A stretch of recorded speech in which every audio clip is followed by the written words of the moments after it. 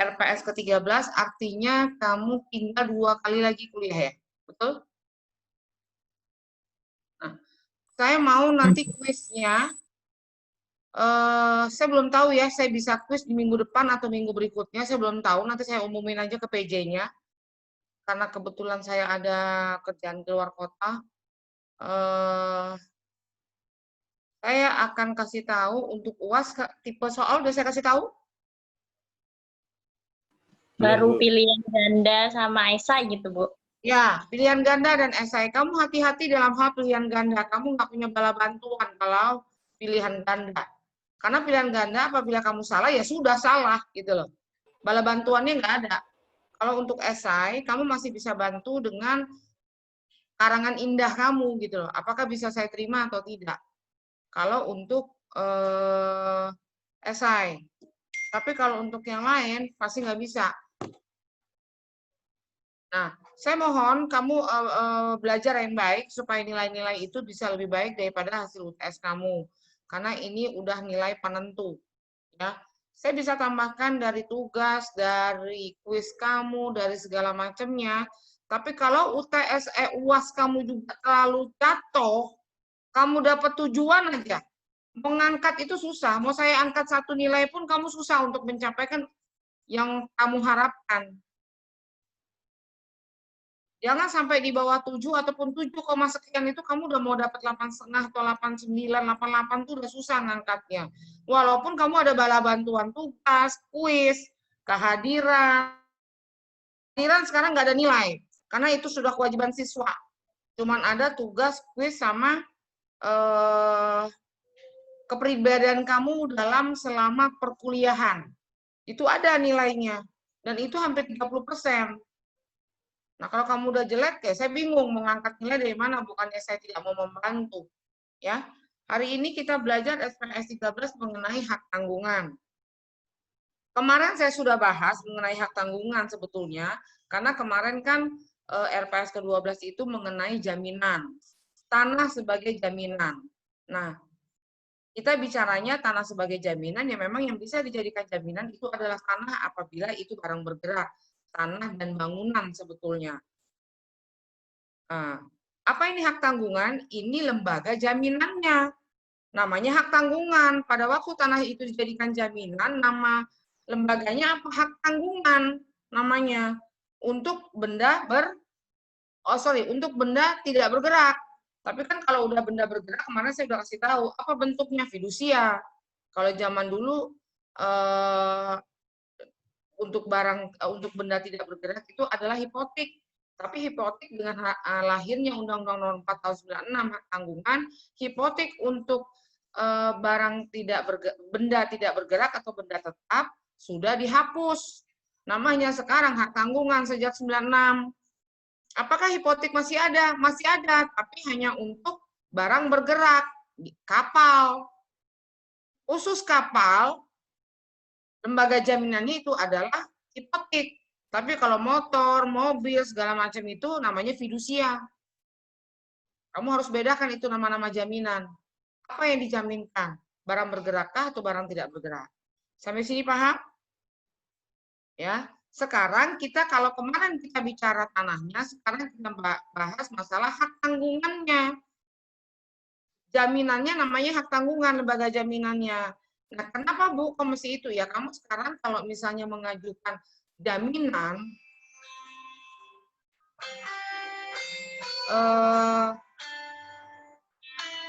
angkat telepon saya, bilang saya lagi ngajar, nanti ini aja, saya telepon aja. Udah, saya matiin dulu, saya punya handphone deh. Oke, jadi kalau misalnya itu hak tanggungan, namanya, karena apa lembaga jaminannya? Dalam hal hutang piutang, kenapa kita diperlukan sini tanah kok sebagai jaminan? Terus kok namanya hak tanggungan? Ya karena kan kita ini mau menjaminkan objek yang kita punya. Tanah ini mau kamu jaminkan, karena apa? Pasti kan kamu punya hutang.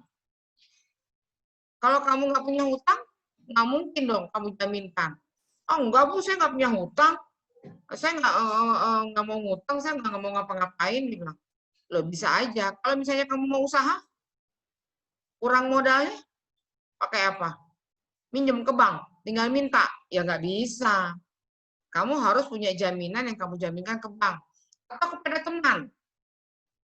Teman saya baik kok Bu, Farah, kata Faras, si Anggit ya kalau dimintain apa aja mau, nggak perlu pakai jaminan Bu. Oh itu monggo aja.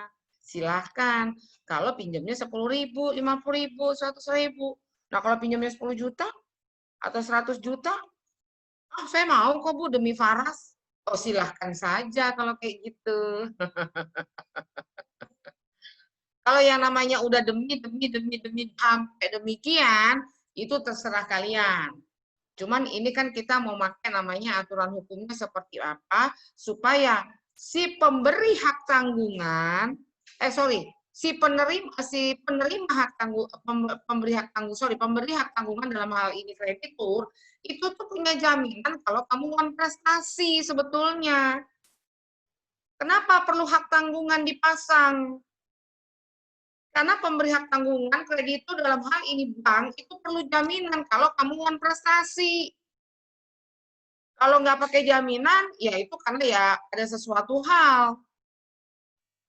Ya nggak apa-apa, nanti kalau Faras boleh, coba nanti saya juga mau nyoba sama Anggit, boleh nggak dikasih gitu ya. Nah, kenapa kalau menurut saya, apakah yang namanya hak tanggungan itu pasti ke bank, Bu? Boleh bank, boleh lembaga keuangan non-bank, atau individu per individu juga boleh. Tergantung kesepakatan para debitur dan kreditur. Kalau kamu mau ke bank, silahkan. Kalau lembaga keuangan non-bank, silahkan. Lembaga keuangan non-bank dalam hal ini misalnya ke BPR, atau orang-orang yang memang bisa kamu ajukan untuk pinjaman. Koperasi, silahkan aja, nggak ada masalah. Kalau mau ke individu-individu, ya silahkan. Kalau memang misalnya Faras mau diutangin sama Anggitia 500 juta, tapi maunya pakai jaminan, kalau udah kegedean Faras, kalau cuma 100-200 sih nggak apa-apa. Oke, pakai individu ini, dipasang hak tanggungannya nanti. Pasangnya kemana? Didaftarkan kepada BPN. Nanti kamu ke saya dulu. Faras sama Anggit ke saya dulu nanti. Bikin perjanjian kredit. Dasar kamu mengajukan mau tanah sebagai jaminan, itu kamu ajuin ke bank ataupun siapapun, ada perjanjian kreditnya. Untuk apa kamu pinjam uang? Ada alasannya, nggak mungkin kamu langsung ngasih jaminan. Kalau buat mas kawin beda. Jaminannya buat mas kawin, karena nggak bisa beli emas, punyanya sertifikat, ya udah kamu jaminkan itu sebagai ini kamu boleh kalau kamu mau. Nah ini kan mau kamu jaminkan karena supaya kamu sebagai penerima hak tanggungan kamu dapat uang. Nah gimana caranya? PK dulu. Ada perjanjian kreditnya wajib. Walaupun individu ke individu. PK-nya apa isinya? Pinjamnya apa, untuk apa, berapa lama, nanti ada pasal-pasal yang menentukan ketentuan-ketentuannya. Nanti tanya sama notarisnya nanti. Mau utangnya 500 juta, PK-nya sendiri 2 juta. PK-nya sendiri. Kalau sama bank 1 juta, lebih murah. Kalau individu-individu lebih mahal. Dihitung sekian per mil biasanya. Sama Bu Notaris ini sudahlah samain sama bank 1 juta ya. PK-nya udah selesai 1 juta. Kalau udah PK apa Bu? Hak tanggungan. Kamu bikin SKMHT dulu. Surat kuasa memasang hak tanggungan. Dan itu berlaku 1 bulan. Kenapa kok harus pakai SKMHT Bu? Ya karena kalau SKMHT itu adalah kuasa dari kamu kepada bank, suatu saat kamu prestasi, jaminan kamu itu bisa dijual oleh bank. Kamu sudah kasih kuasa kepada bank. Itu fungsi SKMHT. Emang nggak boleh Bu mau langsung APHT? Boleh, tapi resikonya tinggi. Biasanya notaris nggak mau kalau langsung APHT. Kalau APHT itu kan berarti antara bank sama kamu. Nggak ada kuasanya. Kalau ada apa-apa kan notarisnya ngeri juga penanggung jawabnya. Nah, apalagi sedang masa dalam proses. Jadi APHT akte pembebanan hak tanggungan, akte pemberian hak tanggungan namanya. Aktenya di situ apa Bu fungsinya? Yaitu karena tanah kamu dijadikan jaminan ke bank, itu aktenya. Nanti ditulis berapa nilai jaminan kamu. Nilai jaminan misalnya 1 miliar. Harga tanah kamu itu dianggap orang tuh 1 miliar. Kamu ngutangnya pasti nggak boleh 1 miliar. Paling nggak cuma dikasih 800 biasanya. Berarti 800 uang tanggungannya, jaminannya 1 miliar. Berapa kamu bayar tiap bulannya dan bla bla bla itu nanti sebutkan semua di situ. Kapan lahirnya hak tanggungan? Pada waktu hak tanggungan itu didaftarkan. Ingat, hak tanggungan lahir di saat hak tanggungan itu didaftarkan di BPN, bukan di notaris. Notaris hanya membuat aktenya.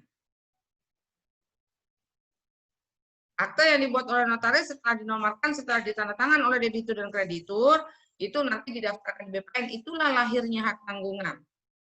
Jadi bukan selesainya setelah hak tanggungan itu, bukan. Pada saat didaftarkan itu sudah lahir hak tanggungan. Didaftarkan di BPN, tinggal kamu nunggu selesainya aja. Nah, nanti dari APHT itu akan keluar namanya sertifikat hak tanggungan. Ditulis di situ, Paras pinjem 500 juta. Tapi kalau sekarang di sertifikatnya tidak ditulis, di sertifikat hak tanggungannya ditulis besarnya hutang. Nah, sertifikat hak tanggungan itu nanti yang harus dihapus. Bahwa kalau misalnya suatu saat kamu lunas, sertifikat hak tanggungannya diambil oleh BPN, sertifikat tanahnya tetap kamu pegang. Nanti ditulis di situ, hapus hutang. Tapi itu adalah debitur yang memproses, bukan bank. Pada waktu kamu mengambil semua dokumen kamu karena semuanya itu sudah lunas, kewajiban kamu itu untuk menghapus hutangnya. Nanti kamu dapat surat dari bank, surat lunas dan surat royanya. Kamu mau proses sendiri ke BPN silakan, mau minta tolong nama notaris juga silakan. Nggak ada masalah. Itu proses kamu kenapa tanah dijadikan jaminan dan lembaganya ada hak tanggungan. Itu dulu. Paham sampai di sini? Paham ya? Itu hak tanggungannya. Sekarang, ya silakan. Nah, sekarang yang mau saya jelaskan adalah apa sebetulnya sih yang terjadi dalam hak tanggungan ini. Kamu teori kan sudah dapat dari semua PPT yang sudah kamu terima. Atau deh, kamu udah dapat kelas lain atau dari kelas saya ya? Hah? Ya dari Udah dapat ya? PIC, Bu. Dari kelas udah ya, udah lain, dapat Bu. ya dari PIC-nya Iya, ya. benar. Oke. Nah, itu kan kamu tinggal baca. Semua itu adalah teori dan itu bisa menjadi jawaban-jawaban kamu apabila ada pertanyaan. Tapi di dalam praktek, saya yang kebetulan kamu ini punya dosen adalah notaris, saya hanya menjabarkan dari teori-teori yang ada. Bukannya beda, sama. Cuman yang namanya di lapangan itu tidak se-ekstrim yang teori. Tapi yang namanya teori itu dan undang-undang tetap dilaksanakan. Kenapa, Bu, begitu?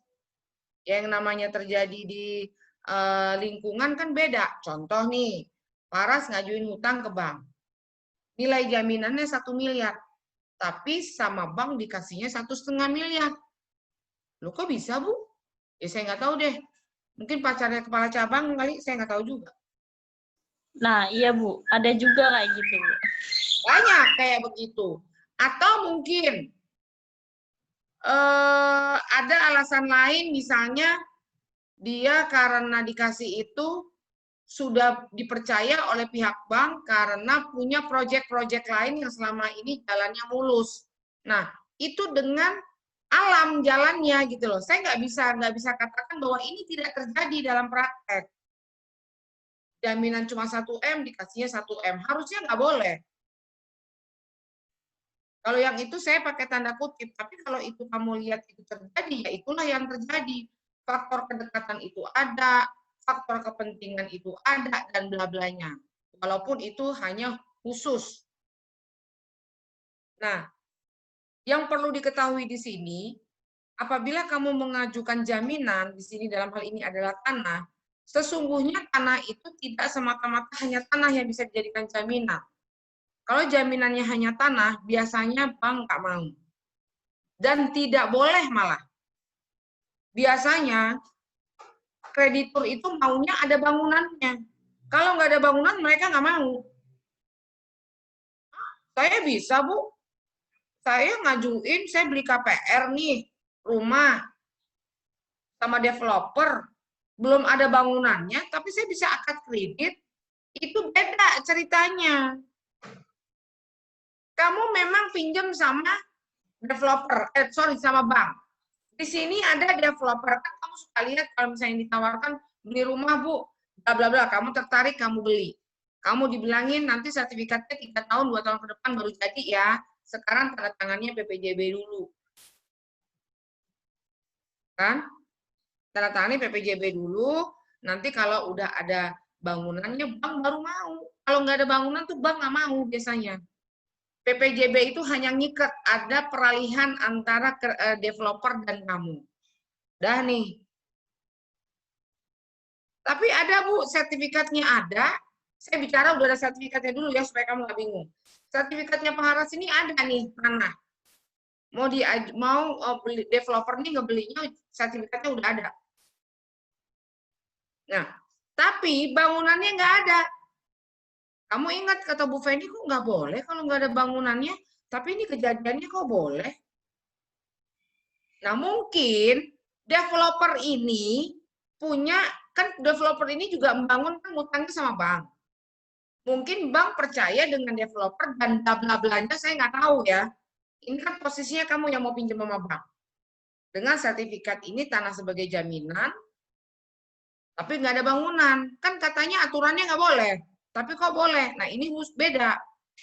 Developernya nanti, pada waktu kamu mendapat cairan dari bank, developernya ini dibayarnya juga nggak akan 100%. Karena apa? Dia belum ngebangun. Paham sampai di sini? Karena nih developer nggak ada bangunannya, kamu boleh akad kredit 800 juta. Karena uangnya, karena bangunannya nggak ada, biasanya uang itu ditahan sekian persen. Bangunannya jadi dulu, baru dibayar. Developernya tuh yang pusing pasti. Kalau kamunya sih tetap utuh, utang 800 juta kalau kamu. Nah, sebetulnya yang kamu hutang itu, bank wajib bayar ke developer. Yang kamu hutang itu. Paham nggak? Kan kamu ngutang 800 juta nih. Karena kamu belum punya uang cashnya, ngutang sama bank. Uang yang kamu 800 juta ngutang sama bank kan nanti dibayar kamu per kredit tiap bulannya. Nah, yang 800 juta kamu hutang ini dikemanain? Kan dibayar ke developer sama bank. Nah, bank ini yang tidak akan dibayar 100% 800 juta itu kalau IMB-nya belum selesai. Kalau IMB-nya sudah selesai, yang kamu 800 juta itu langsung diserahkan ke developer oleh bank. Kalau ini nggak akan diselesaikan 100%, akan dicicil oleh bank ngasih developer karena bangunan belum selesai. Jadi kamu jangan aneh, karena memang tanah itu tidak boleh dijadikan jaminan ke bank kalau hanya tanah tok, bank nggak mau. Kalau ada BPR yang mau atau segala macam, pasti kamu ada syarat. Bisa kok, pasti kamu ada syarat. Syaratnya minimal jadiin bangunan atau minimal kamu sudah daftarkan IMB-nya, tapi uang yang dicairkan tuh nggak akan semuanya. Pasti kamu dikejar-kejar sama orang developer. Gitu. Jadi kalau tidak dia memang belum ada bangunannya, bedanya boleh memungkinkan untuk diberikan hak tanggungan, tapi uang tidak dicairkan dulu 100% selama bangunan itu belum selesai. Dan kamu jangan pikir bahwa bangunan itu hanya bangunan sesuka-suka kamu aja bangunnya. Yang penting udah bangunan, ada genteng, ada tembok. Dalamnya nggak ada layout. Nggak boleh begitu. Kudu betul-betul rumah. Ada set plan-nya, ada denah gambarnya. Itu baru boleh. Jadi jangan kamu lah yang penting sederhana. Gitu. Nggak boleh begitu. Itu syarat soalnya. Sampai sini paham? Paham nggak sampai sini? Kalau ada pertanyaan sebelum saya lanjut. Bu, saya ingin bertanya, Bu. Oh, silakan Yofi. Kalau rumahnya rumah gedek nggak apa-apa, Bu? Mau rumah gedek, mau rumah kayu silakan, cuman bedanya rumah gedek itu punya IMB. Itu patokannya. Punya IMB. Kalau gedek, kalau batako nanti nilai taksirnya yang berbeda. Karena semua ada nilai taksir oleh bank. Mau kamu cuman kayu doang, bambu doang juga nggak apa-apa. Yang penting ada IMB. Batu bata, marmer, kalau nggak ada IMB-nya juga percuma, tidak akan dinilai oleh bank. Akan turun nilai taksir rumahnya.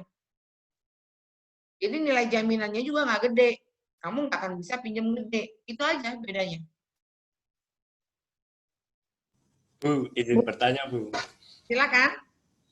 Kalau antara bangunan sama tanahnya itu beda kepemilikan, bagaimana ya, Bu? Maksudnya? Kan bisa kan, Bu, itu tanah apa? Bangunannya itu hak guna bangunan gitu loh, Bu. Statusnya. Bisa nggak, Bu? Bangunan nggak mungkin status hak guna bangunan. Yang punya status hak guna bangunan itu pasti tanah. Salah kamu. Oh iya, Bu. Siap, Bu. Terima kasih, Bu. Nah, ya. Hak guna bangunan kan yang punya status itu tanahnya. Bangunan tersendiri dia. Yang kamu maksud mungkin begini. Ada tanahnya statusnya HGB, punya kamu, tapi bangunannya IMB-nya mungkin nama orang lain.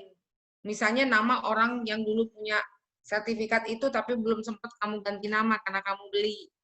Itu boleh-boleh aja. Karena ingat IMB, PBB itu bukan bukti kepemilikan. Itu cuma bukti kamu punya syarat-syarat yang harus kamu miliki karena kamu punya bangunan di atas tanah yang kamu miliki. Itu aja. Ya. Paham, Raihan? Baik, Bu. Ingat yang punya status HGB itu tanah, bukannya bangunan ya. Oh ya, Bu. Bangunan Terima is kasih bangunan. koreksinya, Bu. Ya, terima kasih, Bu. Oke. Nah, saya karena Raihan barusan bertanya begini, sebenarnya karena selip, saya hanya mau tanya gini. Kasusnya. Siapa yang bisa jawab? Ya. Buat nilai kamu. Misalnya ini ada tanah luasnya 100 meter. Sudah bersertifikat HGB. Atas nama Aprilio. Mana Aprilio? Nih, Aprilio.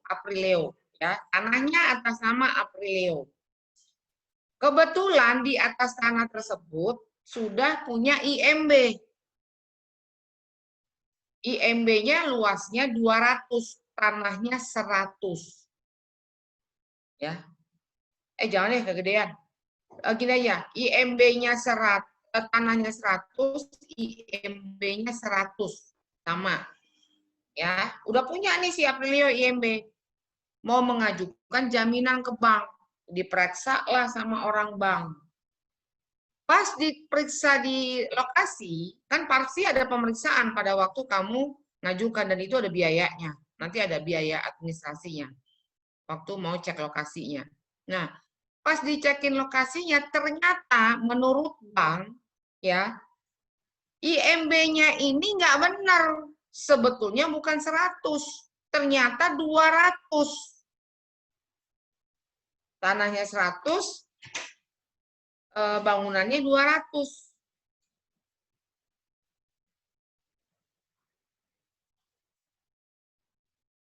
Pertanyaan saya sekarang, bolehkah ini dijadikan jaminan?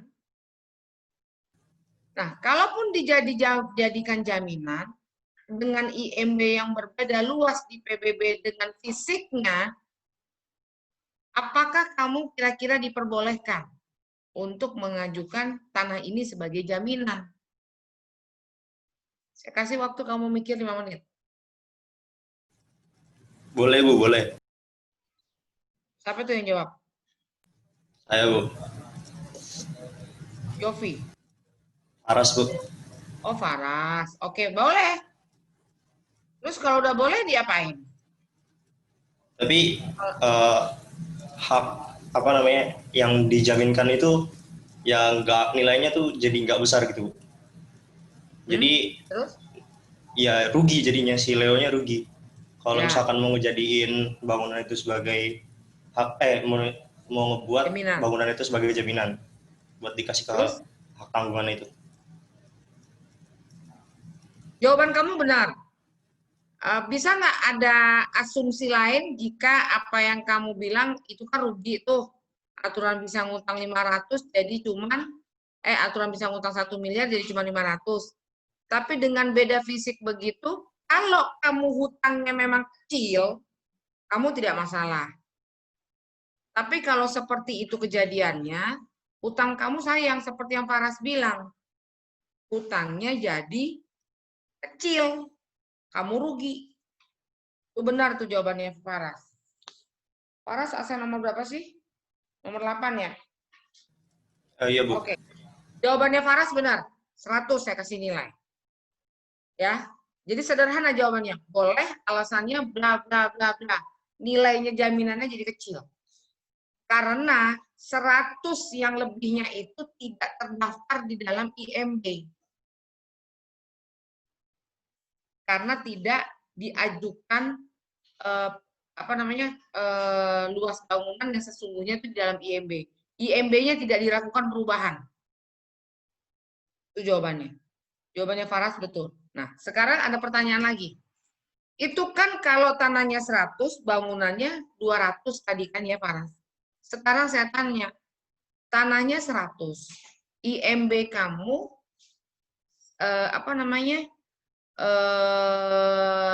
50 ya.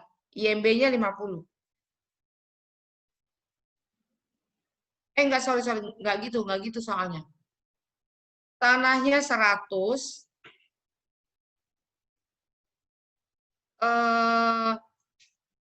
luasnya IMB-nya 100, luas di mana? Di IMB-nya 200 ya. 200 nih di IMB-nya. Tapi sama kayak soalnya gimana ya, saya lupa sebentar.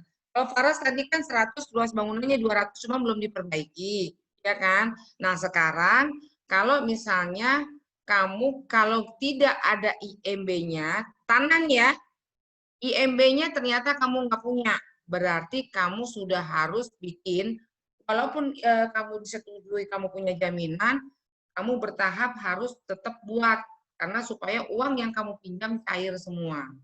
Ya, kalau misalnya lebih ya kamu ruginya IMB kamu tidak diperbaiki, nilai hutang kamu kecil jadinya. Itu aja.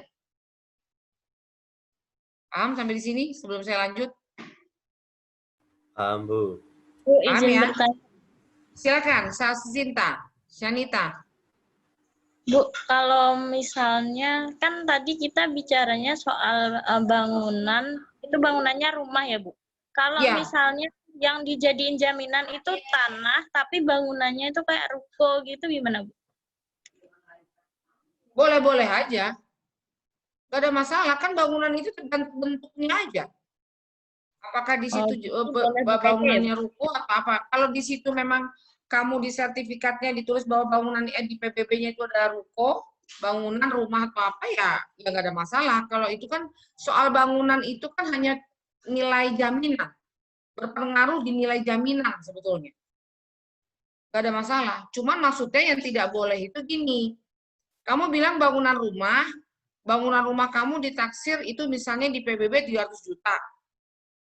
Ya, karena dulu mungkin rumah kamu bagus, karena udah saking lamanya, udah kayak mau roboh segala macam, itu bangunan nggak ada nilainya. Nah, itu pun nggak akan bisa tuh dinilai baik, itu bangunan. Terus kamu punya tanah seperti yang Yofi bilang, pakai gedek segala macamnya, nggak akan ada nilai jaminan, itu bukan rumah namanya. Kamu harus perbaiki dulu. Makanya sebelum kamu mengajukan ke bank, kamu tanya syaratnya apa, kamu penuhi dulu syaratnya, jangan kamu ajukan dulu, akhirnya kamu ditolak. Kalau kamu udah ditolak, masalah nanti. Kamu sulit mengajukan ke bank lain. Karena kita bicaranya kan lembaga jaminannya, hak tanggungan. Baik, Bu, baik. Makanya kalau tanah yang dijadikan jaminan itu, kenapa? Boleh nggak saya tanya sekarang? Yang dijadikan jaminan itu boleh nggak tanah yang belum bersertifikat?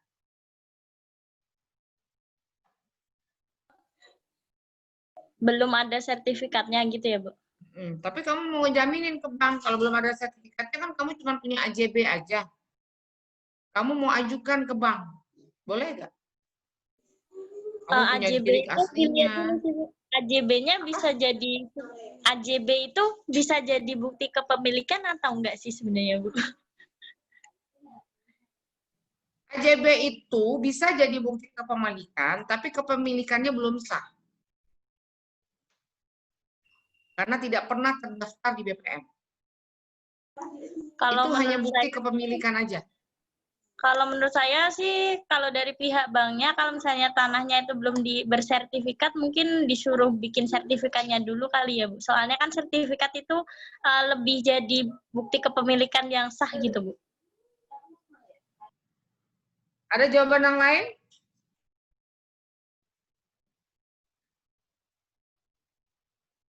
Boleh nggak kira-kira? Boleh, Bu. Cuman Tapi AJB aja nilainya belum sedikit. dimajukan. Yofi, boleh tapi nilainya sedikit. Kalau misalkan mau maksimal atau sesuai nilai pasar ya harus diurus sertifikatnya dulu. Nanti kasusnya kayak developer tadi, uangnya diberikan oleh bank kepada yang debiturnya itu secara bertahap sampai dengan sertifikatnya lunas dan dipegang oleh bank. Nah, kalau jawaban seperti si Yofi, nih ya, nih, lihat kalau kamu cara jawab kamu seperti Yofi, ya,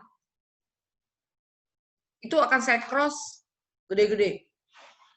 Sebetulnya ujungnya Yofi ini benar. Benar. Alasan-alasannya sih benar. Cuman menjawab yang pertama udah salah. Karena setiap barang yang tidak bersertifikat, bank tidak akan pernah mau menerima itu sebagai jaminan. Iya, Bu. Makanya harus dibuat sertifikatnya dulu. Ya, tapi kan kalau ada pertanyaannya, boleh, tadi kan saya pertanyaannya, kalau yang untuk belum bersertifikat, boleh nggak dijadiin jaminan? Kamu jawabnya tidak dulu. Jangan kamu bilang boleh, tapi alasannya itu sebetulnya alasan untuk yang jawabannya tidak sebetulnya. Itulah yang kesalahan kamu yang UAS kemarin. Makanya kamu poin jawab tidak atau iyanya itu dulu yang penting.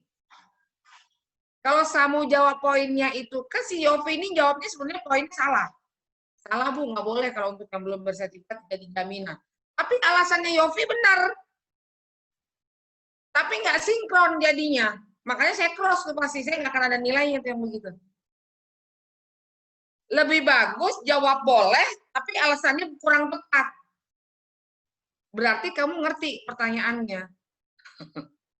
Nah, ini yang sering terjadi pada mahasiswa. Karena kamu sudah, image kamu tuh yang penting jawabannya panjang. Tahu dulu, yang ini tapi begini. Enggak. Yang tidak bersertifikat itu enggak ada yang mau nerima. Walaupun kan ini sudah punya saya, Bu, bukti yang nggak bisa, karena belum punya kekuatan hukum yang tetap. Karena tidak pernah aset kamu itu didaftarkan di BPN, itu walaupun kamu punya AJP itu, walaupun kamu ada bukti jual beli, sah, bayar pajak, tidak terdaftar tanah kamu di BPN. Tidak pernah ada instansi terkait yang menyatakan itu adalah sah milikmu. Kalau belum bersertifikat. Cuman bukti kepemilikan aja AJB kamu. Makanya itu kadang bisa terjadi sengketa, bisa diakui oleh orang lain. Ya karena itu, karena belum berkekuatan hukum tetap. Paham ya? Tuh, Yofi. Paham, Bu, paham ya. Jadi nanti kalau jawab, pelan-pelan dulu, iya atau tidaknya dulu yang benar. Ngejabar soal gampang, kamu kan pada pintar-pintar ngarang tuh. Apalagi ingat yang ibu bilang tuh apa gitu loh. Ibu nggak susah-susah kok kalau ngasih soal. Terus nggak perlu panjang-panjang. Iya atau tidaknya dulu. Sama kayak kamu kemarin. Soalnya cuma ditanya, hanya kamu selip soal luas tanah doang. Padahal intinya ya turunin aja dulu haknya. Kamu ngalur kemana-mana. Luasnya lah yang dibagi-bagi. Orang bukan pelajaran matematika. Saya kan nggak minta bagi tanahnya. Ingat jebakan soal ya. Siap. Saya akan jawab, menerima jawaban kamu itu ya.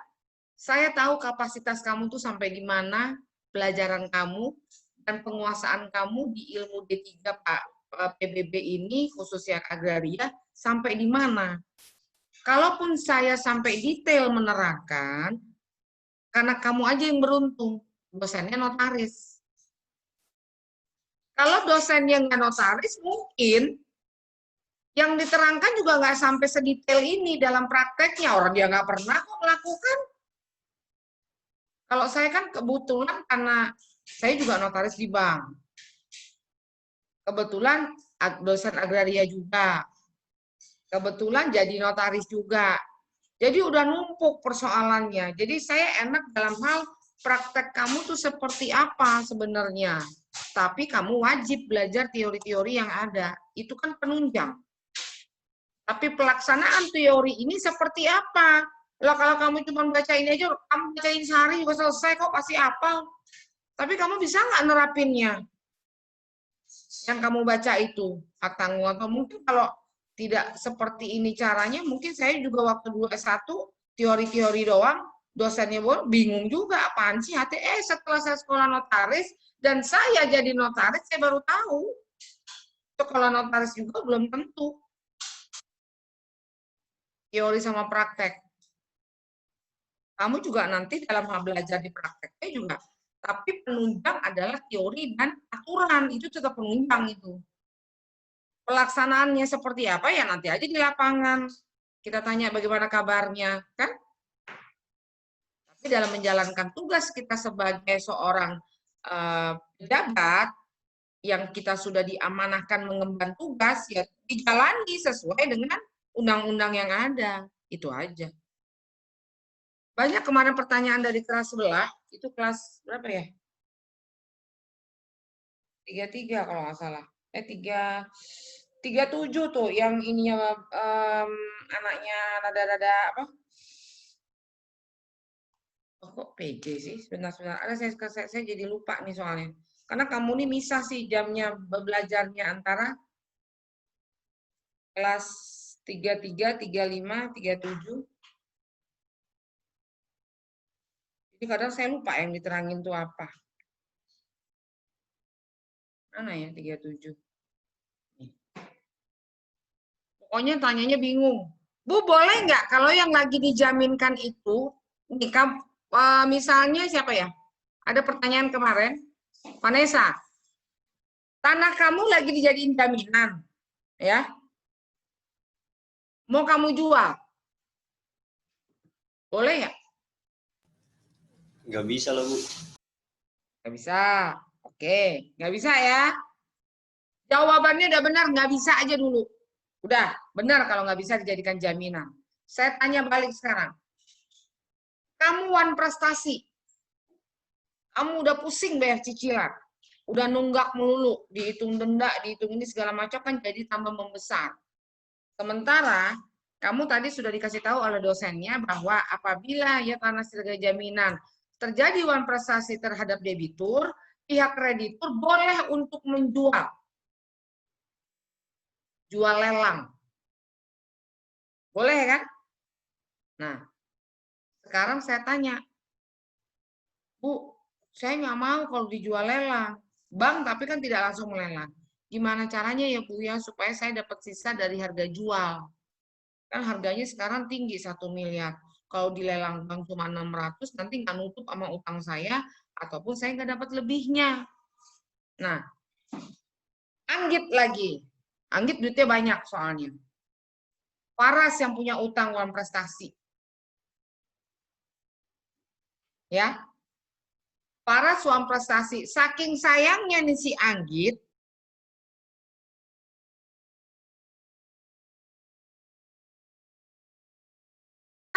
rumahnya Faras ini masih jaminan.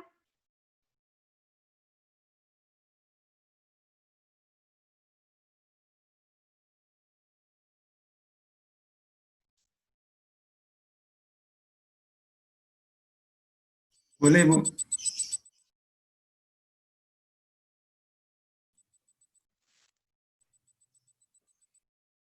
Siapa yang jawab boleh? Alasannya apa? Fikri ya?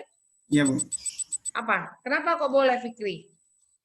Jadi nanti tanah bangunan itu bisa dijual, tapi dengan perjanjian dengan notaris. Jadi nanti dibawa ke bank untuk si Anggit ini melunasi utangnya tadi. Jadi dengan perjanjian sehingga utangnya tadi lunas dulu, sehingga setelah itu baru perjanjian jual belinya terjadi gitu, Bu. Nah, 100 deh jawabannya si Fikri. Udah boleh jadi notaris kamu, Fikri. Cuman saya agak pelengkapin ya, Fikri ya. Jadi kalau misalnya nanti suatu saat kamu beli rumah ya, ini literaturnya tapi yang saya kasih tahu. Kalau untuk sekedar jawaban pertanyaan, 100 jawabannya si Fikri. Saya kasih 100 tuh di soal. Ya. Tapi lengkapnya saya kasih tahu. Jadi suatu saat nih, kamu mau beli rumah. Ternyata kamu kaget. Rumah yang kamu beli ini ternyata ada di jaminannya, di jaminan di bank. Karena pada waktu kamu nanya sertifikatnya, nggak ada. Sementara kamu udah bayar DP. Nggak perlu takut. DP tapi nggak usah gede-gede ya, walaupun kamu beli rumah itu 1 miliar, 2 miliar, 5 miliar, biasanya DP itu cuma paling gede 10 juta. Karena apa? Supaya dokumen-dokumen yang dimiliki oleh pihak penjual itu bisa masuk ke kantor notaris. DP hanya 10 juta paling gede. Mau 10 miliar pun kamu punya beli rumah, DP itu jangan gede-gede. Nah, yang tadi Fikri bilang, boleh Bu, si Anggit ngejual, tapi kamu harus dalam hal ini, kamu ada jembatannya notaris. Jangan kamu ujuk-ujuk Anggit berduaan sama Faras ke bank. Bank nggak akan melayani dan mungkin pembeli pun nggak akan mau Anggit, walaupun itu pacarmu, walaupun dia ngelunasin. Jadi juga kita kudu pinter, Anggit, walaupun duitnya banyak, walaupun kamu sayang sama Faras. Oke? Jadi ini kamu bilang, kamu ada kena, oh kebetulan kena notaris nih, Feni. Tetanggaan nggak taunya Anggit sama saya. Tapi kata Faras jangan. Ke Bu Feni nggak enak, mahal katanya si Faras. Oke, nggak apa-apa. Kamu jinjing notaris lain, ya. Nah, untuk apa? Nanti notaris akan mempersiapkan dokumen. Kamu harus pikir, Anggit. Misalnya ternyata kamu deal-dealan sama si Faras harga rumah itu 1,5 miliar. Ternyata hutangnya si Faras hanya tinggal 500 juta. Caranya gimana, Bu? Soalnya si Faras minta lunasin duluan. Jangan mau. Saya sebagai misalnya, anggap aja deh, Anggit cuman karena notarisnya nanti yang bikin akte seleranya Faras, nanyanya sama Bu Feni, gratis, nggak apa-apa. Ya. Jadi gini, nanti Anggit sama Bu Feni dikasih tahu, Git, 500 juta udah ada buat sananya, Faras koordinasi sama bank. Bahwa hari ini tanggal sekian saya mau melunasi hutang-hutang saya. Saya sebagai notaris biasanya akan menyiapkan yang namanya surat kuasa pengambilan dokumen, pengikatan jual beli. Itu sudah disiapkan untuk Anggit. Kenapa? Kalau habis transfer duit, tiba-tiba Farasnya dead, terjadi resiko, ahli warisnya mau nggak ngaku bahwa itu ngutang? Kan pasti nggak mau. Tidak ada bukti Anggit. Karena apa? Nama yang ada di bank tuh yang tahu bank itu hanya Faras, bukan Anggit. Nah, kenapa sebelum terjadinya transaksi ya, biasanya notaris ini pinjemnya di bank. Nih, tanda tangan dulu Faras. Bahwa saya hari ini akan menyerahkan uang 500 juta, surat kuasanya nanti pengambilan koin sudah koordinasi sama bank. Jebret, ditransfer sama si Anggit 500 juta. Aman, nggak punya utang lagi si Faras. Tapi notaris sudah mempersiapkan nih, kalau takutnya Faras nakal. Sudah koordinasi sama bank, nanti yang ngambil bisa Anggit ya Bu, ini suratnya bla bla bla blanya. Karena nanti paling tidak 2-3 hari baru keluar surat-surat seluruh dokumen yang ada di titipan di sana selama ini, sertifikat asli, AJB, IMB, bla bla semua. Nah nanti udah 3 hari diambil. Anggit boleh ngambil atau Faras boleh ngambil dengan kewajiban langsung diantar ke notaris. Setelah diantar ke notaris, baru sama notarisnya semua dokumen dicek. udah ada stempel pengecekannya oke, bla bla bla segala macam, baru tanda tangan AJB, baru pelunasan kepada para sisa harga jual beli. Itu yang benar caranya. Bukan kamu cukup antara pembeli penjual materai. Bagaimana cara nanti mau balik namanya? Kalau terjadi sesuatu resiko terhadap penjual. Tahu dia bilang, oh nggak sempat saya mau tanda tangan. Nggak sempat tanda tangan Faras sampai 10 tahun. Sementara Anggit udah transfer 1,5 miliar. Itu takutnya. Itu dalam praktek. Makanya kamu kalau misalnya membeli orang yang rumah itu dalam keadaan jaminan, tidak ada masalah, beli aja. Yang penting kamu ada pendamping notaris. Kalau Faris nggak mau dia sama saya, mahal katanya. Ya udah banyak notaris di Bintaro, tenang. Mau Bu, mau. Kalau kamu mau udah saya diskon kalau gitulah. Kalau 1,5 miliar berarti AJB terus balik nama, pajak-pajak segala macam ya, kamu keluarlah duit bangsa 50 jutaan. 100 juta Siap, harus Bu. kamu. Siap. Kira-kira jadi kamu jangan takut kalau, tapi memang aturannya jaminan yang sedang dijaminkan di bank itu tidak boleh dijual. Tapi lihat dulu prakteknya, kasusnya seperti apa. Makanya saya sering bilang pada kamu, teori kamu jalankan boleh. Tapi pada prakteknya penyelesaian seperti itu, daripada kamu dijual lelang sama bank, tapi bank boleh memberikan kesempatan kamu cari penjual dan dengan cara yang tadi saya sampaikan, bank boleh. Kan bank yang penting dilunasin uangnya. Cuman antara kamu sebagai debitur, terus dengan debitur yang baru sebagai pembeli yang baru, ya harus ada koordinasi yang baik. Jembatannya harus notaris. Karena kalau sudah ada garudanya itu notaris, orang nggak akan berani untuk melakukan suatu penipuan. Urusannya polisi kalau kayak gitu. Itu pertanyaan dari kelas lain kemarin. Terus ada lagi. Terus kalau kamu beli pulau, ini pertanyaannya sih agak aneh sebetulnya. Kalau beli jual beli lelang boleh, jual lelang. Kalau kamu beli barang lelang malah enak. Tapi semuanya itu nanti yang pandu bagian lelangnya, nanti bagaimana AJB-nya, balik namanya, itu harus semua nanti. Kamu jangan tahu, takut Bu, tapi kalau jual lelang, kalau tiba-tiba saya beli, habis itu nanti dituntut Bu, ternyata lelang itu tidak sah, nggak mungkin. Lelang itu, kalau kamu jual beli lelang, apalagi lelang yang sudah berdasarkan keputusan Menteri Keuangan, udah nggak bisa. Kalaupun kamu mau jembatin itu, kamu urusannya dengan Mahkamah Agung nanti sampai ke pengadilan segala, ngapain? Sampai ke Menteri Keuangan. 10 tahun nggak kelar-kelar kalau kayak gitu. Jadi kamu aman kalau beli barang lelang. Nggak usah takut, nggak usah gengsi. Untung, kalau saya ada yang lelang gitu, rumah lelang gitu-gitu kan murah. Malah untung. Nanti kan aja pejabat, ada khusus pejabat lelang. Notaris, pejabat lelang itu kan notaris. Tapi notaris belum tentu pejabat lelang. Belum tentu. Karena pejabat lelang itu harus ujian lagi di Departemen Keuangan. Bu Feni nggak pernah mau ikut ujian. Puyeng, ini. Terlalu banyak, nanti nggak lulus percuma, duitnya juga jarang. Biaya ujiannya mahal. Nggak usah yang pasti-pasti aja lah. Yang udah ada di depan mata, oke? Jadi notaris itu belum tentu notaris itu adalah pejabat lelang. Saya bukan pejabat lelang. Dia kalau ada pejabat lelang berarti udah lulus ikut ujian, dan itu tidak semua notaris diwajibkan. Yang mau ikut doang. Saya males. Banyak nggak lulusnya soalnya.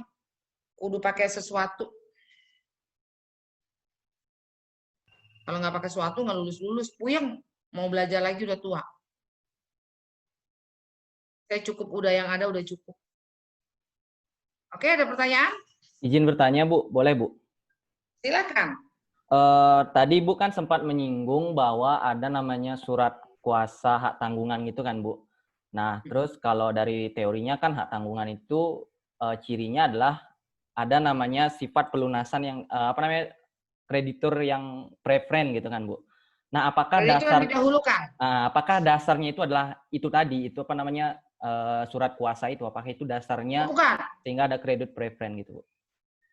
Bukan itu. Kredit SKMHT itu hanya sekedar untuk mengamankan. Karena kan pada waktu kamu tanda tangan APHT itu kan kalau misalnya ada hal-hal yang belum terselesaikan, kamu biar aman SKMHT itu. Jadi benar-benar sudah terjadi penandatanganan gitu loh. Contohnya begini, pada waktu kamu mau KPR di bank kan udah AJB, udah APHT, sementara mau balik nama AJB menuju APHT segala macam itu kan ada waktunya. Kalau kamu nggak ada SKMHT susah nanti. Sebetulnya SKMHT itu untuk melindungi kreditur ya sebetulnya. Karena kamu sebagai debitur kan juga perlu diamankan juga. Nah, krediturnya itu juga perlu pengamanan atas duit yang sudah dicairkan. Karena uang kamu itu pada hari tanda tangan akte di bank, walaupun itu proses-prosesnya belum selesai, baru tanda tangan doang, uang itu kan udah cair. Nih ya, Bu Notaris datang. Bank membacakan PK dan kredit. Notaris AJB, APHT, SKMHT, semua tanda tangan. Udah di nomor ini. Cuma kan belum bisa kita kerjain. Belum jadi. Tapi uang kamu sudah cair loh itu. Misalnya kamu pinjam 800 juta, hari itu juga 800 juta itu uang itu cair. Karena apa? Persyaratan kamu tuh sudah memenuhi syarat semua. IMB-nya memenuhi syarat, jaminannya memenuhi syarat tanahnya, terus sertifikatnya juga sudah memenuhi syarat, semuanya sudah memenuhi syarat. Jadi selesai penandatanganan jam 10, jam 11 keluar tuh duitnya. Jebret keluar 1 miliar kalau kamu pinjam duit. Berarti juga udah dicek lapangan juga, Bu? Apa? Berarti udah dicek lapangan juga ya? Oh, cek lapangan itu sebelum kamu disetujui pinjaman kamu ke bank. Itu sudah dilakukan lebih dulu. Tanda tangan akte itu sudah fix semua. Tinggal banknya nelfon, Bu, ini ada nasabah kami, bla bla bla. Itu udah pengecekan, udah selesai semua. Tinggal saya mengecek untuk dokumen keabsahannya. Kalau untuk fisiknya itu sebelumnya. Oh Bu, Sanita udah disetujui nih ya, KPR-nya keluar, Ibu yang Ibu minta 1 miliar. Udah. Sanita pasti orang yang sudah debitur yang disetujui itu pengen buru-buru tanda tangan. Notaris yang dikejar-kejar sama bank. Nggak mau tahu Bu, pokoknya belum dicek. Sertifikatnya saya mau tanda tangan besok karena saya mau pulang ke Papua. Saya mau gimana caranya? Oh bisa, kata Bu Feni. Ngecek kan 3 hari pengecekan sertifikat, tapi kamu mau tanda tangannya besok. Online-nya kan tidak bisa Bu, hari ini bla bla bla segala macam. Yang namanya Bu Feni nggak ada kata nggak bisa. Bisa, setengah jam juga bisa dicek, tapi duitnya mahal. Itu aja bedanya. Bisa, kalau kamu mau begitu bisa. Kan pengecekan sertifikat biasanya 300.000 tuh. Sementara kamu mentang-mentang KPR-nya mau keluar, udah disetujuin 1M, maunya besok, nggak mau ada tahu, wah, abang juga pengen cepet-cepet kan turun duitnya untuk nasabahnya, supaya juga dapat keluar komisi, poin segala macamnya buat marketingnya. Gimana caranya? Bu Feni saya nggak mau tahu deh. Bu Feni punya jalan nggak caranya? Jalan menuju Roma banyak. Cuman tinggal duitnya kuat nggak, itu aja. Kalau kamu mau bayar mahal bisa, nggak ada di dunia ini yang nggak bisa. Oke? Biaya cepot sama biaya Garuda sama Lion aja beda harganya. Ayo. Paham ya Sanita ya? Jadi semua untuk fisik segala macam sampai kamu disetujui itu sudah tersetujui dulu oleh pihak bank. Baru kamu tanda tangan akte itu ya sudah pasti cair uangnya. Nanti tinggal notaris yang punya PR sama bank. Yang kamu tanda tangan hari itu, saya harus punya waktu biasanya hanya sekedar hanya 4 bulan. Kalau lebih dari 4 bulan, kalau notaris BTN, notarisnya langsung dicoret tuh. Udah nggak dipakai lagi. Kita punya target waktu soalnya. Kalau terlambat ngerjain segala macam, kita bisa langsung di-freeze oleh bank. Itu. Bu, saya mau melanjutkan pertanyaan yang tadi lagi, Bu, sebenarnya. Boleh, silakan. Saya sudah mendapatkan maksudnya yang pertanyaan pertama, tapi yang kedua saya ingin nanyakan gini, Bu. Saya pernah mendengar ada namanya hak privilege gitu, Bu. Nah, hak privilege dan hak preference itu kan secara sepintas yang saya tahu itu sama-sama istimewa karena didahulukan gitu, Bu. Yang membedakan dua hak itu tuh apa sebetulnya, Bu? Pengertian preferensi itu kan didahulukan. kreditur dan didahulukan, ya kan? Kalau pengertian privilege menurut kamu apa? Nah, itu juga saya masih bingung. Dia sama-sama sifatnya didahulukan, tapi apakah didahulukannya itu dari segi apa namanya objek perjanjiannya atau nominal uangnya itu atau bagaimana, itu yang saya ingin tanyakan gitu, Bu. Itu yang saya masih Biasanya bingung. nominal uang. Biasanya nominal uang. Itu yang didahulukan. Atau bisa juga karena nominal uang atau karena aset yang itu biasanya sudah rundingan ya antara pihak bank dengan kreditur dan debitur biasanya. Tapi itu biasanya karena uang. Karena supaya apa? Tidak terbebani bunga itu terlalu tinggi. Makanya dia didahulukan. Yang mana yang didahulukan sih saya ya itu kan terjadi misalnya gini, kamu pernah nggak dengar? Misalnya kamu mau mengajukan pinjaman tanah sebagai jaminan itu misalnya 100 miliar. Bu, gede amat, Bu. Ada, siapa bilang nggak ada. Nah, atau nggak usah gede-gede deh. 50 miliar deh. Daripada 150 miliar misalnya. Mungkin nggak jaminannya satu? Boleh nggak kalau jaminannya lebih dari satu? Boleh sih, Bu. Boleh, Bu. Boleh, ya. Boleh, Bu. Jaminan boleh lebih dari satu. Nah, sekarang saya tanya, boleh nggak krediturnya lebih dari satu? Maksudnya krediturnya Kreditur. lebih dari satu. Lebih dari satu. Boleh nggak? Kreditur itu dalam hal ini bank misalnya. Putu kan pinjam uang nih ke bank, 50 miliar. Ya, jaminannya 5. Boleh kan katanya kan? Tadi saya udah tanya. Tapi saya jaminannya ada 5, Bu. Boleh nggak? Boleh. Nah, sekarang saya balik tanya. Saking banyaknya nih duit Putu yang mau pinjam 50 miliar karena dia ada proyek gede.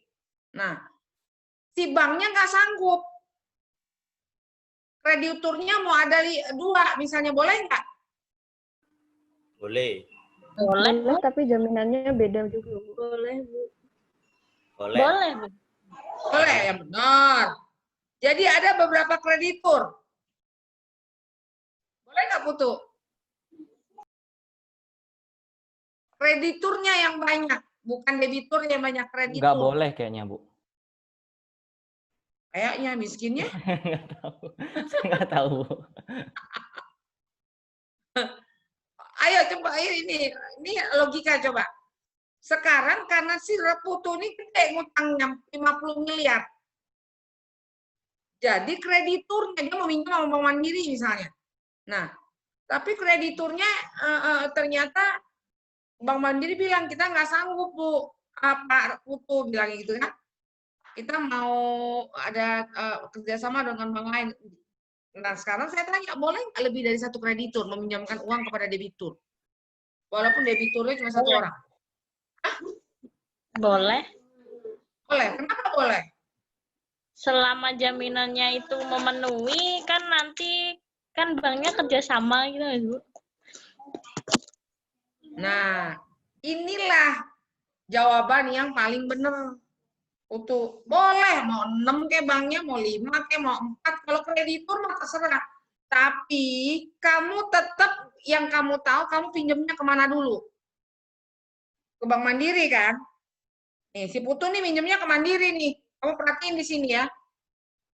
Putu nggak mau tahu Bank Mandiri itu krediturnya siapa lagi yang lain, teman-temannya. Intinya pokoknya tahunya di Bank Mandiri. Tapi Bank Mandiri ini sindikasi namanya. Kredit sindikasi. Kredit ini terdiri dari beberapa kreditur. Nah, makanya muncullah yang kadang-kadang yang tadi Putu tanya.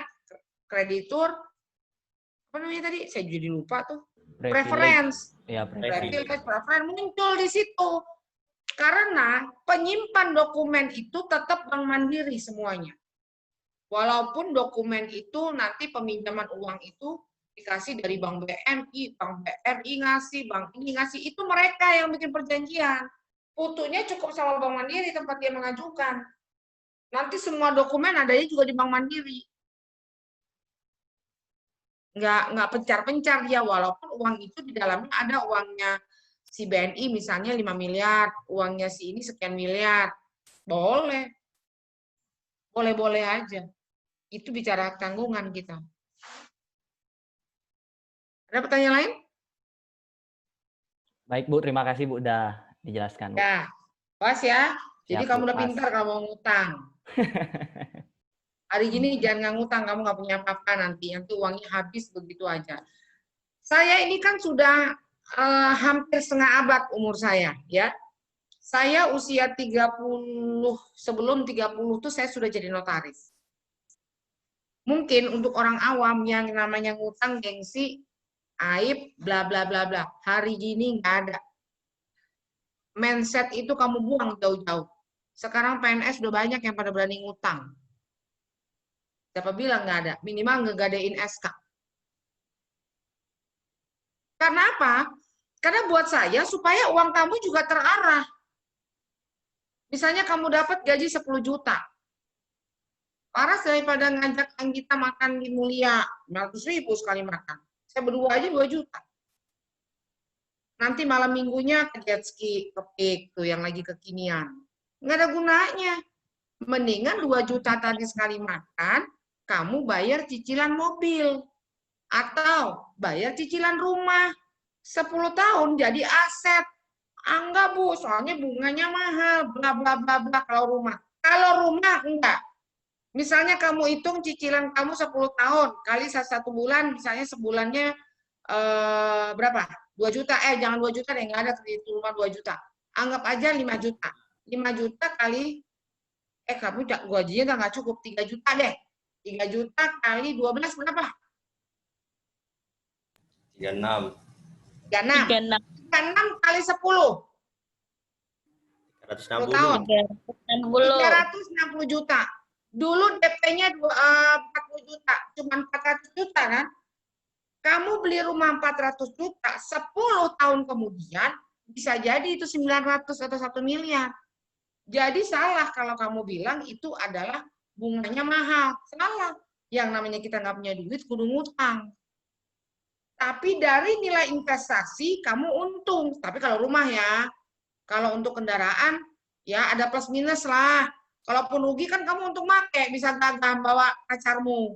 Pakai mobil Baleno lah minimal. 2 juta dapatlah kredit tiap bulan. Ya nggak? Daripada bawa motor, kehujanan kepanasan, hari gini nggak ada perempuan dibawa cowok bawa motor. Ya, saya ingetin. Lah saya bawa motor sendiri, Bu. Nah, kalau cewek nggak apa-apa bawa motor sendiri. Kalau jalan sama cowok kudu pakai mobil, jangan pakai motor. Orang kita di rumah udah punya kok, ya nggak punya dong yang kita cari. Rugi Sanita kamu kalau kayak gitu. Paras naik RL, Bu. Hari gini udah nggak musim naik KRL. Lama, menang nggak macet doang. Tapi ini, sayang kalau saya mau rambut saya kalau saya pakai KRL. Sayang sama bedak saya segini mahalnya dirawatnya, kamu kok KRL sih? Jangan kalau gitu Yofi dan kasihnya berarti dia bakalan mindsetnya KRL. Nggak usah angin, cari yang lain aja. Nggak apa-apa, ini lucu-lucuan aja. Maksud saya, nanti kamu bekerja, kalau kamu punya uang, ada yang kamu cicil. Entah itu mobil, entah itu motor. Minimal tuh ada jadi barang daripada kamu makan. Karena itu nilai investasi sekian puluh tahun kemudian pasti tetap kamu untung dengan kamu bayar bunga. Pasti. Nah, kamu jangan teledor. Karena kalau kamu tang umur 40-an aja kamu belum punya rumah, belum punya cicilan, aduh. Sama tinggal Indonesia. Kalau gitu.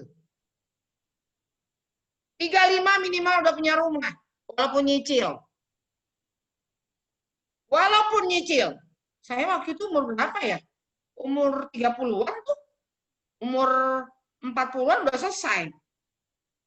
Cuman sekedar nyicil dari punyanya Kijang pengen Fortuner, dari Fortuner pengen Alphard, udah. Itu untuk indahnya hidup kalau kayak gitu. Kalau yang kemarin nyari aset. Untuk apa? Kita berkeluarga.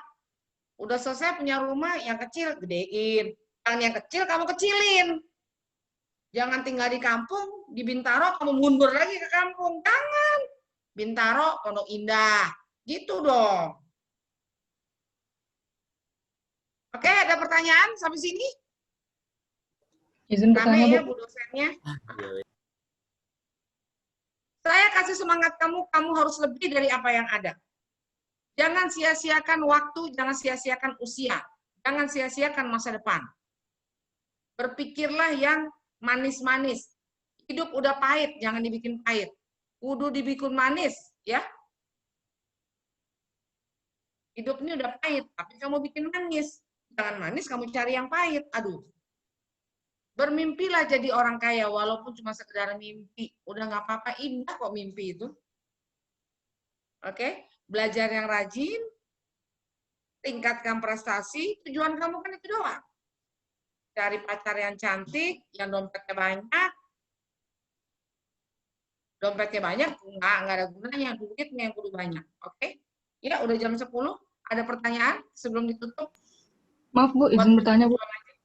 Silakan Francisca, kenapa Francisca? Bu, berarti kalau misalnya ada perbedaan antara IMB sama yang asli, patokannya tuh IMB ya, Bu? Misalnya kalau ini, tadi kan soalnya IMB-nya lebih kecil pada yang asli kan, Bu? Kalau misalnya sekarang IMB-nya lebih besar daripada yang asli, misal karena ada kebakaran setengah gitu, itu nanti patokannya IMB atau yang asli, Bu? Patokannya nanti luas fisik. Fisiknya akan dilihat dulu. Kalau ternyata dia kebakaran, kan kebakarannya karena yang sebagiannya itu kan sebenarnya dia memang IMB-nya lebih besar kan. Bangunannya ya nggak masalah. Lihat, kalau bank itu ngelihat itu fisiknya. Kalau kamu beda fisik, nah itu yang jadi masalah. Kalau memang kamu pinjamnya kecil sih nggak ada masalah. Walaupun fisik kamu kecil atau fisik kamu besar ya nggak ada masalah. Tapi kan ruginya kalau kamu mau pinjamnya besar, ternyata IMB kamu itu misalnya aslinya 200, ternyata cuma 100. Itu kan rugi. Kan kita nih kadang-kadang kebanyakan IMB itu nggak kita perbaharui. Misalnya luas IMB kamu 100, kamu mau ningkat jadi 100. Kan ini biasanya pada nggak memperbarui, padahal ini terutang pajak loh sebenarnya.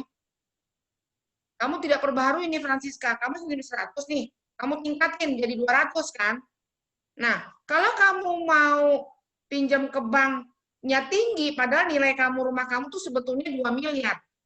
Karena kamu IMB-nya nggak kamu perbaharui, nilai kamu dianggapnya yang 100, dia tidak akan menilai yang 200.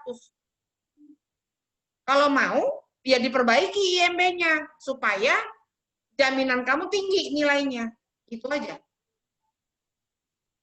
Maksud saya? Jadi makanya saya minta tolong kamu kalau punya dokumen itu dirapiin. Tapi susah sih ya. Kalau yang bisa nanti kenapa harus sekarang? Kan gitu rasanya. Kalau bisa entar kenapa harus sekarang? Ya itu gitu. Kebanyakan kan kita di dokumen begitu.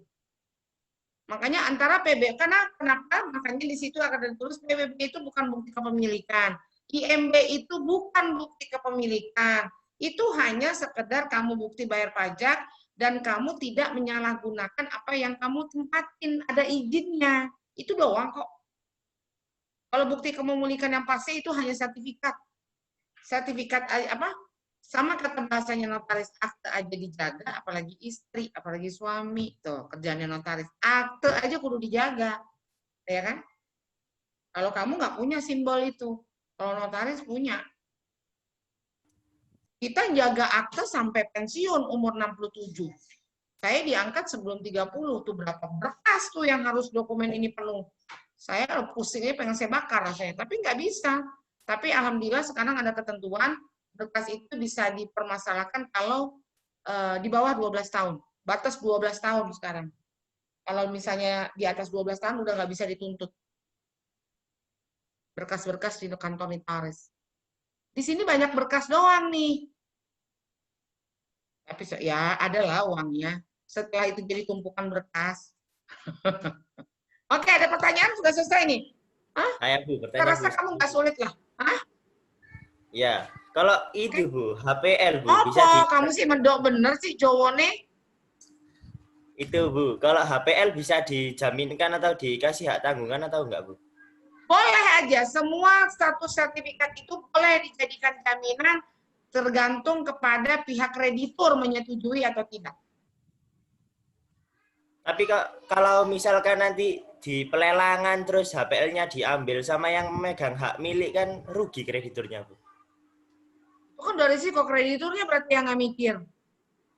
Contoh nih ya, contoh nih, itu kan terlalu jauh kamu ya. Kalau Bangun HPL itu apartemen berat misalnya. sebetulnya. Karena biasanya HPL itu kan kepemilikannya pemerintah, BUMN. Pasti kalaupun dia melakukan itu tuh sudah ada segala risiko, karena biasanya seperti itu tuh jarang sampai one prestasi. Karena penanggung jawab adalah pemerintah biasanya. Yang terjadi itu adalah kecolongan, kamu pinjam 1 miliar, Yofi datangnya ganteng, pakai jas, pakai ini, pengusaha, ini ternyata kecolongan banknya. Ternyata sebetulnya kamu pengangguran. Data-data yang kamu kasih itu palsu. Nah, itu yang kebobolan namanya. Ah, masa ada, Bu? Ada. Siapa bilang nggak ada? Ada yang kayak gitu. Diselidiki ternyata misalnya punya travel. Ternyata travelnya bukan punya kamu. Yang Yofi punya cuma dasinya doang. Travelnya nggak punya. Cuma dengan begitu Yahoo-nya, dokumen-dokumen itu mungkin sudah bekerjasama dengan ini, itu, dan segala macamnya, lolos, keluar duit 5 miliar. Habis itu sudah, biarin nggak dibayar, ambil aja tuh barang gue. Selesai. Kan banyak yang kayak gitu. Cuman ya record kamu jadi nggak bagus, ruginya itu aja sih. Kalau saya sih nggak mau ya bermasalah dengan bank. Rugi, nggak ada tempat ngutang nanti. Oke? Siap Bu, paham Bu ya Bu. Jadi kamu juga jangan terlalu jauh jangkauannya, jangan mikirin begituan. Yang deket-deket aja. Francisca deket, Dirda deket, Ayu deket. Ngapain gue pikirin jauh-jauh? Rame dosen kamu pokoknya hari ini. Ya, kusut soalnya banyak persoalan tahun baru. Jadi buat saya menerangkan kamu nih sudah sekuat tenaga dan kemampuan saya. Masih nggak ngerti juga kelewatan kalau saya bilang. Ya. Tapi kalau mau khusus menjapri saya, siapa tahu saya masih panjang umur, saya masih ini, tiba-tiba kamu sudah jadi apa, oh Bu Feni masih hidup, tapi belum pikun. Insya Allah, boleh kamu mau japri saya. Tenang, nggak bayar. PNS kan maunya murah, maunya gratis. Tuh, orang disuruh bayar. Pokoknya kalau nanya-nanya Bu Feni ya paling kan tahu Bu Feni ini notaris, jadi pada lagi mau KPR apa segala macam nanya ini, no, nggak apa-apa. Amal. Oke? Ada pertanyaan lain?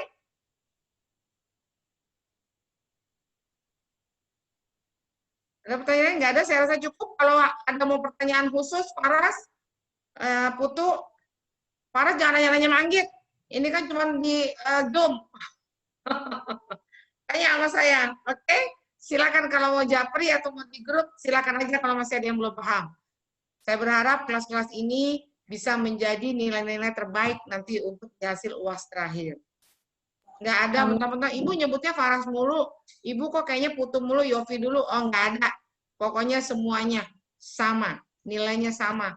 Dan saya ingatkan, saya mohon dengan kebijakan kamu, kalau ujian jangan tinta biru. Karena hasil uploadan di saya tuh kadang-kadang buram kalau biru. Ya, saya minta tinta hitam. Nggak usah yang mahal-mahal, bolpennya 20.000, nggak usah. Yang 3.000, yang penting hitam juga udah bagus. Yang penting jawabannya. Ya, Yofi, jangan mepet-mepet tuh tulisan. Pusing saya baca tulisan kamu. Untuk tiga-tiga ini si Yofi nih. Saya nggak cukup sekian menit membaca soalnya, minta ampun tulisan kamu. Memang bagus tulisannya, saya tahu tegas, cuman rapet. Kamu demen yang rapet-rapet ya? Bahaya loh, kalau demen yang rapet-rapet. Hah? Agak renggangin dikit ya? Ya, siap Bu, siap. Kalau gitu, selamat pagi. Assalamualaikum warahmatullahi wabarakatuh. Waalaikumsalam.